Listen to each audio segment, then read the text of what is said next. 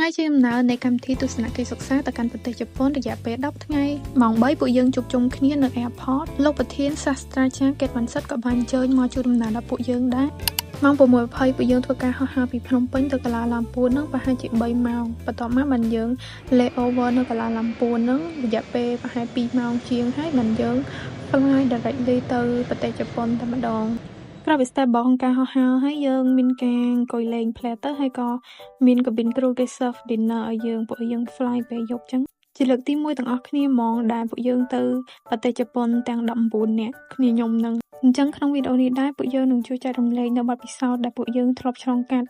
ដែលទៅប្រទេសជប៉ុនជាលើកទី1និងសកម្មភាពមួយចំនួននៃការចុះទស្សនកិច្ចសិក្សានៅប្រទេសជប៉ុនដែលរៀបចំដោយសមាគមអ្នកបច្ចេកទេសមន្ទីរពិសោធន៍កម្ពុជានិងជប៉ុន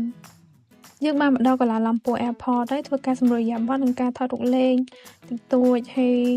យើងបានទៅដល់រក departure board ដើម្បីមើលជើងហោះហើរបន្ទាប់មិនសូវពិបាកក្នុងការរកម៉ានទេយើងក៏ដឹងជើងហោះហើរយើង gate លេខម៉ានហើយយើងដើរតាមគំនូរព្រួយដែលគេប្រាប់ចឹង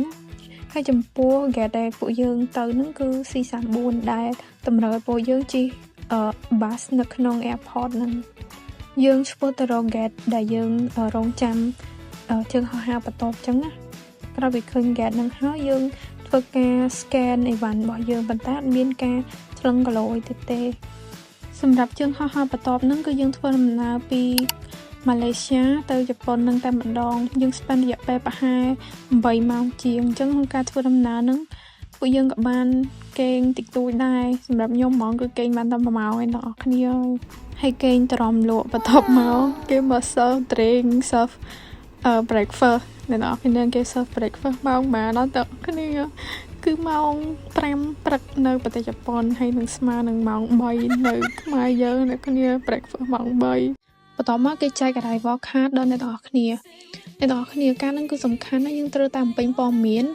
និងឲ្យ immigration inspector ដើម្បីឲ្យគេបិទ time landing permission ឲ្យយើងក្រោយពីចុះចតបានជោគជ័យយើងមកដល់ប្រទេសជប៉ុនហើយណាបងប្អូនគ្នា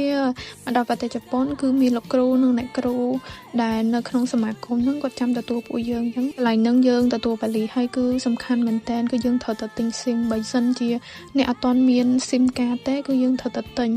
ចំពោះអ្នកខ្លះគេបានទិញពីខ្មែរមកគឺតម្លៃធូរថ្លៃតែបើសិនជាអ្នកខ្លះអត់ទាន់មាន SIM តែគឺយើងត្រូវទិញនៅពលានហ្នឹងហើយក្នុងពលានហ្នឹងគឺ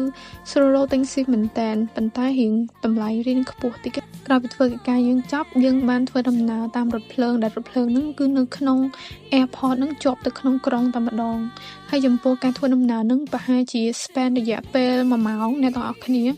យូរដែរអញ្ចឹងអ្នកខ្លះក៏គេងទៅដូចជាខ្ញុំជាដើមព្រោះគេងបានតែ1ម៉ោងឯងអ្នកខ្លះងក់នៅលើរថភ្លើងអីចឹងទៅហើយមិញយើងមិនមែនជិះរថភ្លើងតែមួយខ្សែគឺយើងដូរមួយខ្សែទៀតបានមកដល់នៅជិត hotel របស់យើងនឹងសំណាងដែរគឺ hotel ហ្នឹងនៅជិត train ហ្នឹងហ្មងយើងស្រួលធ្វើដំណើរទៅមកអញ្ចឹងធ្លាប់តែលឺតែលើជួបរបស់ប៉ុណ្ណឹងអ្នកគ្នាបើយើងធ្វើដំណើរតែខ្លួនមួយវាមិនអីទេតែនេះវ៉ាលីធំហើយសិតតែស្រីចេះសំណាងប្រុសគេមកជួយលើកជួយអីដែរឃើញគេ scan ហ្នឹងក៏សំខាន់ដែរអ្នកគ្នាប៉ុន្តែលោកគ្រូនិងអ្នកគ្រូ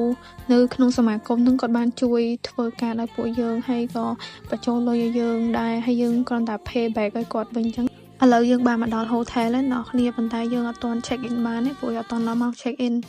ហើយយើងបានដើរទៅញ៉ាំអីអួយឃ្លានដែរអ្នកគ្នាឡើងថ្ងៃហើយនឹងត្រមមកដល់ខ្ទង់ម៉ោងពី10ម៉ោង1ឯងមើលទៅត្រមបានញ៉ាំខ្ទង់ម៉ោង1កន្លះអីដែរមានអីមានមាន់បំពងគេតំណងតែឆ្ងាញ់តែមួយបាក់បៀអស់ហើយព្រោះអីអូលើកវ៉ាលីលើកអីផងធ្វើដំណើរផ្លូវឆ្ងាយគេទៅក្រោយពីញ៉ាំអីហើយគេមានកម្លាំងគេដល់លេងហើយគ្នាយើងក៏មានអ្នកបែកវ៉ាលីបែកអីដែរអញ្ចឹងក៏ធ្វើការទិញវ៉ាលីថ្មីហើយក៏មើលគេមើលឯងមើលទស្សនវិជ្ជាផ្សេងហើយរកទិញរបស់ដែលចាំបាច់ដើម្បីទៅ hotel វិញអញ្ចឹងមួយទៀតអ្នកគ្នាយើងគួរតែដូរលុយពីខ្មែរមកហើយគឺ exchange rate ពីខ្មែរមកគឺល្អជាងនៅម៉ាស៊ីន exchange នៅជប៉ុនអញ្ចឹងឬក៏ចាយតាមវីសាកាតក៏បានដែរតោះមករួមធូរទាំងអស់គ្នាមកបន្ទប់ហ្នឹងគេឲ្យគេងតែ2នាក់ហើយមានក្រេ2ក្រោយពីរៀបចំទុកដាក់អីវ៉ាស់នេះហើយយើងមករៀបចំខ្លួន dinner ទាំងអស់គ្នាគឺ dinner ហ្នឹងគឺមកផ្លូវថ្ងៃមិញហ្នឹងឯងដោយសារអត់ទាន់ស្គាល់ផ្លូវអញ្ចឹងយើងមកផ្លូវដែលយើងស្គាល់សិនទៅហើយចំពោះពេលល្ងាចហ្នឹងគឺលោកគ្រូអ្នកគ្រូគាត់ទៅលេងយើងហ្នឹងអ្នកគ្នាគឺយើងត្រូវ dinner អីខ្លួនឯង